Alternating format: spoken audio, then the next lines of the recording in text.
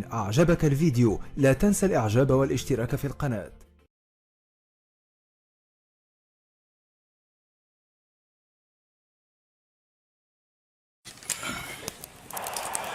Bonjour, السلام عليكم. من le 18 janvier حبيت نهضر لكم على الغاز دو شيست، الغاز الصخري، خاطر في هذا الوقت راهم يهضروا عليه بزاف في الجزائر اي سا سو كومبرون، يعني دعوة خطيرة. بون نقدم روحي انايا الدق هذا سعد الله، سوي دكتور جيوسيونس. خدمت في الجزائر في الجامعة، قريت من 65 حتى 94. بون خدمت في كل جهة، الصحراء، الغوكار، الأطلس الصحراوي والتل لو نور، وخاصة في بلاد القبائل لا غروند كابيلي. ومن بعد كي جيت هنا للنرويج خدمت من 96 حتى لدرك. بون جي étudié des réservoirs. les réservoirs يعني مخزن، الحجرة اللي يكون فيها البترول ولا الغاز يسموها en français réservoir. بون جي étudié des réservoirs في لا نرويج، في الدنمارك، في انجلترا، ايطالي، قطر، العراق، العراق، اليمن، العربية السعودية، كازاخستان، والفيتنام، وترينيداد توباغو.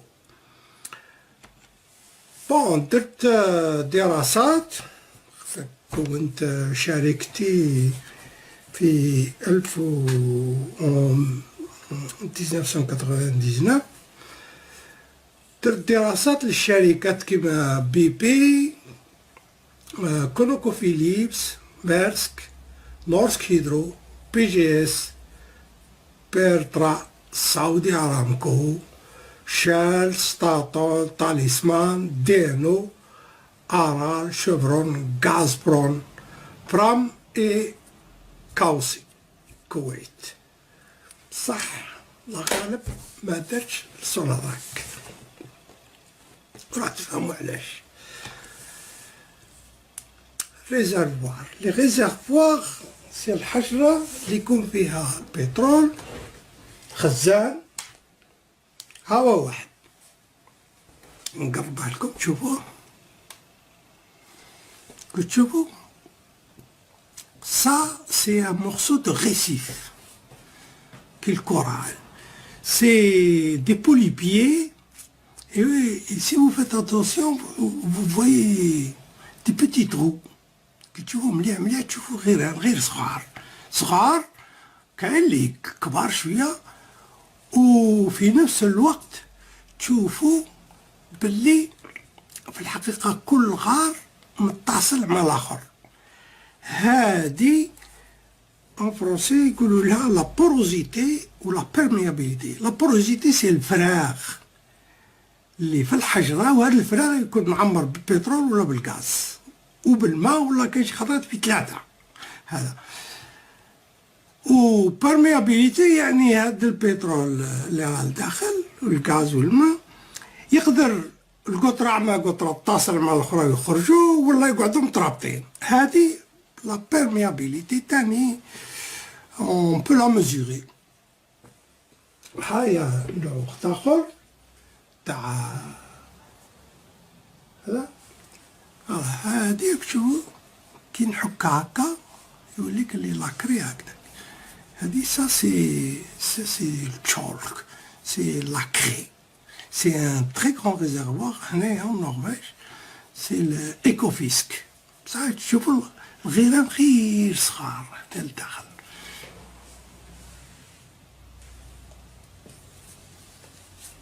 كلي شغل. ها واحد النوع كلي شغل تقول الخبز مثلا كي المطلوع، شوف الغيران هادو اللي فيه هما اللي يكونوا معمرين. هادو سا سي دي بون ريزرفوار. كلاسيك، وكاين لي شيست. ها هو واحد شوفو كي مصير، ها سي كوم د لاردواز، غير الاخر كان كي المطلوع معمر قابي، وهذا كي الزرع ولا كي خبز الفطير. كي تجي تشوف ما تبان حتى ثقبة اللي تتعمر بالغاز ولا بالبترول. باش بصح كيما هادي باش تشوفوها كي هاك بالعين ما تبانش، بصح كي نحكمو آلة كالميكروسكوب نلقو بلي هنايا كاين بصح تلقاها قد راس اليبرة. شوفوا هاد اليبرة ماشي هاد الراس الأحمر، الراس الآخر قدها، يعني غير صغيرة. باش تخرج الغاز والبترول والماء اللي يكون فيه هادي خصك لازم مهراس، خصك ترحيها عادة تقدر تخرج منها هذيك القطرة تاع الغاز. بصح كي تكون في قاع البير خاطر يديروا الفوراج هابطين حتى كيما بالنسبة لمجهة عين صالح بدو 3 كيلومتر دو بروفوندور. كاين واحد لا تكنيك كي كونسيست ا كاسي لا روش، خصك تهدمها. on appelle ça le fracking en anglais، يعني détruire la roche. Et bien sûr on la détruit، on fait ce qu'on appelle une cataclase، cataclasite. هاي واحدة راكو تشوفوا، هاي قاع الحجر البيضاء الأصلية مكسرة قاع، وهذا اللي كحل هذاك كلي شغل مازالت رابطة بيناتهم. هاي نوع آخر تاني كيفاش محسوب الحجرة تتهدم. هذه عجبتني، درتها كرافات بولوطاي كما يقولوا الانجلي. هو نوع آخر تاني وين لا roche a été cataclasée. C'est-à-dire ça c'est une cataclase de la roche de façon naturelle كما تصرى داخل تحت الأرض. هو النوع آخر وين الحجرة الأصلية كلي شغل هاك ومن بعد تكسرت. Il y a des fractures, ça c'est des fractures, mais qui ont été remplies par du quartz. هذه تاني تصرى en profondeur. بصح باش دير لها هذا النوع تاع الحجرة le schiste، il faut le détruire et on utilise on pompe de l'eau. Alors il faut faire un forage vertical et après à une certaine profondeur كيوصلوا مثلا 2 ولا 3 كيلومتر بالنسبة لمجهة عين صالح، يعاود يروح اوريزونتال هكذاك، يروح عدة كيلومتر. أنا اللي درسته خطرة الفوراج راح 12 كيلومتر هكذا اوريزونتال. معناتها كي يوصلوا لهذاك الشيست يروحوا من جهة ما على باليش، بالك 10 كيلومتر من جهة أخرى، كيف من جهة أخرى. ومن بعد ils vont pomper l'eau pour créer une pression, pour casser la roche. Donc à de très fortes pressions, ils envoient l'eau et ils envoient de très grandes quantités d'eau. On parle de 15 à 25 millions de litres d'eau par puits. Bon, il y a des risques. يعني l'exploitation a montré de par le monde في العالم كاع باينة باللي des risques catastrophiques. C'est pas des risques uniquement d'argent. حنا بالنسبة لينا les risques c'est la pollution de l'eau. Le mal est le continent intercalaire terminal, ce qu'on appelle la nappe albienne, les réserves d'eau, le mal, il faut. Alors, يقول لك les fractures ما يطلعوش حتى ملي شيست اللي راهم في بالي في السيلينيان ولا في الديفونيان ما يطلعوش فوق. هذه غلطة كبيرة.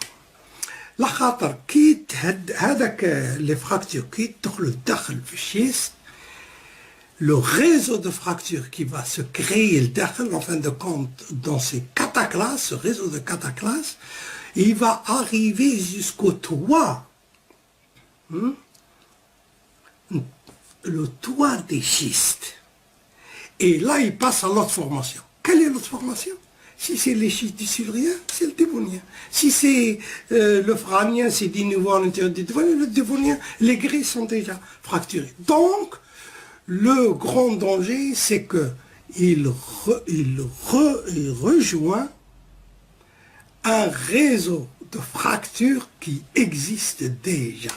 Et c'est ça qui fait que les produits, parce qu'on injecte de l'eau avec des produits chimiques, avec du sable, etc., et ça va contaminer les nappes de l'albien qui servent de réservoir potable pour toute la population du Sahara. Alors les accidents. Les accidents, bien sûr, il y en a, il y en a eu. Il y en a eu en Algérie, on en connaît, bon, mais donc, il y a eu un accident très, très, très grave à Ouargla. واحد c'est Rourde, le bassin, le gisement de Rourde el-Bagel qui a été détruit. C'était le deuxième gisement d'Algérie. بالك قد حسيم سعود بالك قد حسير بن. Je ne connais pas les détails parce que les informations de son attaque باش يمدهم ليا قال لك عبد القادر يحضر بزاف ويكتب بزاف دونك ما توروا له والو. بون نسمع هاك وهاك برك. وكاين حوض برقاوي هذاك في مجيت ورقه. هذا سي هذا غادي نوريها لكم باسكو درك راه يبان ساتيليت. غادي نوريها لكم بالعقل برك. راكم تشوفوها روحوا الارث جوجل الجزائر نقربوا نقربوا نروحوا هايا الجزائر هنا الفوق بون نحو قحدو خضر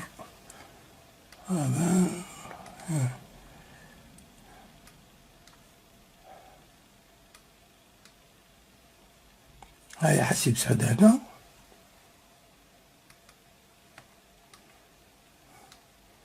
ورقلة وهنا هاي كي تقرب نزيدو نقربو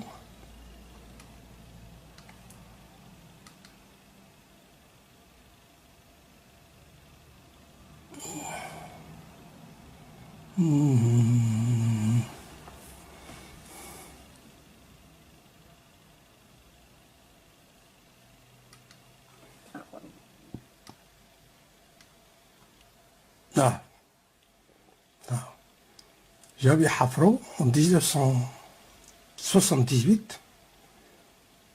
كلشي غرق ولات كلشي طاح والماء نتاع l'Albien هنا il est touché. Bon, comment ça s'est passé, etc. Je ne connais pas exactement, mais ça a fait, c'est un trou qui fait presque 1 kilomètre de diamètre. Bon, donc les accidents, il ne faut pas nous dire qu'il n'y a pas de risque. Voilà, je vous remercie.